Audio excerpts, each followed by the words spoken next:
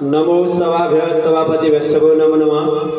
नेपाल ज्योतिष परिषद कोशी प्रदेश समितिका सभापतिज्यू, यस कार्यक्रमका सभापतिज्यू बाबुराम नेरोलाज्यू, यस कार्यक्रमका संयोजक श्री नारायण मणि नेउपानेज्यू, प्रमुख अतिथि हाम्रो शिव सतासी धाम कि उपमेयर नरमाया कार्कीज्यू, उहाँ गइसक्नु भएको छ।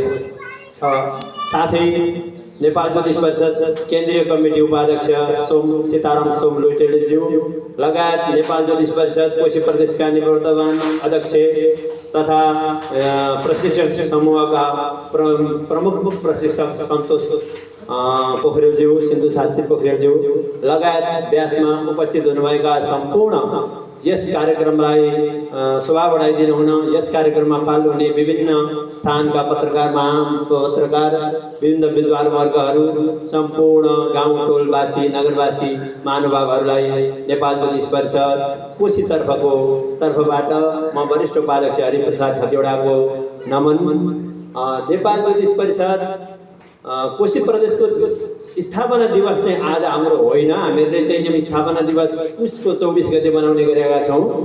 त्यसैगरी यो चाहिँ भनेको नेपाल ज्योतिष परिषदको नभएर नेपालमा उत्पत्ति भएको ज्योतिष उत्पत्ति दिवस चाहिँ परिषदको दिवस चाहिँ पुस 14 गते भएको छ। हाम्रो एउटा स्थापना गरेको छ 2055 सालमा, त्यो खडा छ, अपूर्वदेखि नै चालु भइरहेको छ। यहाँ बुझाइमा फरक पर्न सक्छ। आज चाहिँ भर्खर उत्पादन भएर भर्खर स्थापित भएर दोस्रो पहिलो प्रथम कार्यकाल हो कि ज्योतिषको भन्ने भ्रम हुन सक्छ, त्यसको लागि म स्पष्ट पार्न चाहे।